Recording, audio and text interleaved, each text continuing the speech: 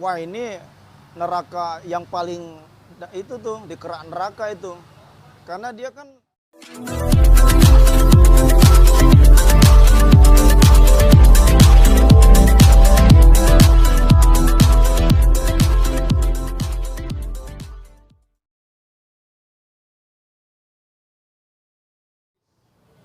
baik. Assalamualaikum warahmatullahi wabarakatuh. Pandangan Islam tentang santet, bahwa santet itu adalah guna-guna, sihir. Di zaman Rasulullah itu sudah ada namanya sihir, sudah ada namanya santet, dajjal.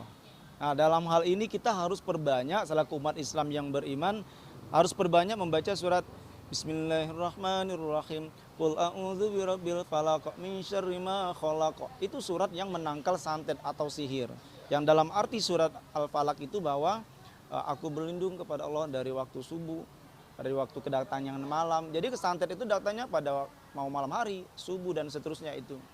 Jadi kita memang mengakui bahwa benda itu, santet itu memang ada. Nah, adapun semuanya kan takdir. Kita harus percaya kepada rukun iman ke-6, takdir, percaya kepada qadarullah, percaya kepada takdirnya Allah Subhanahu wa taala.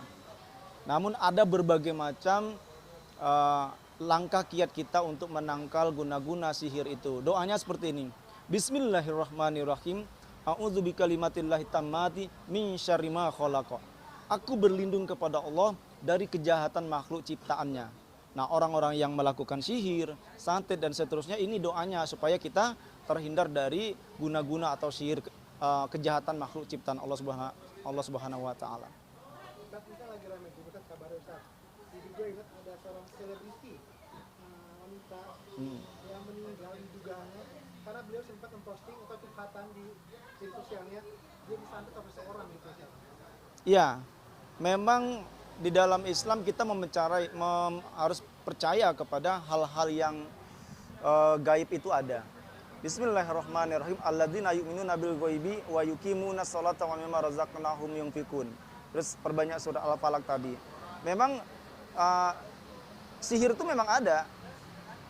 Nah, langkah-langkah kiat kita untuk menangkal sihir tadi yang ayat kita bacakan.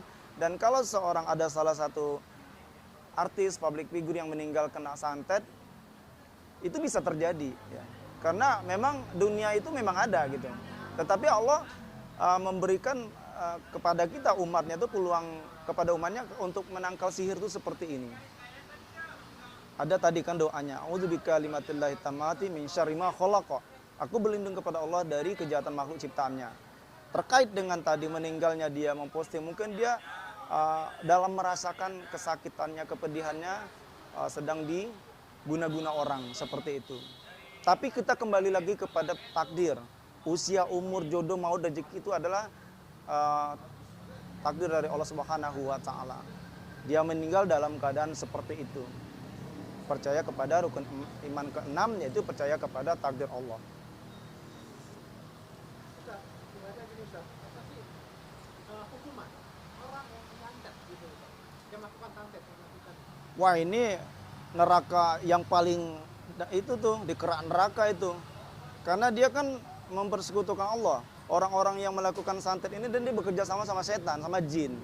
Harusnya dia menyembah Allah, bukan bekerja sama setan dengan jin. Setan jin itu kan adalah buatan Allah. Kenapa dia menggunakan kekuatan jin, kekuatan setan? Orang-orang santet itu kan menggunakan kekuatan setan.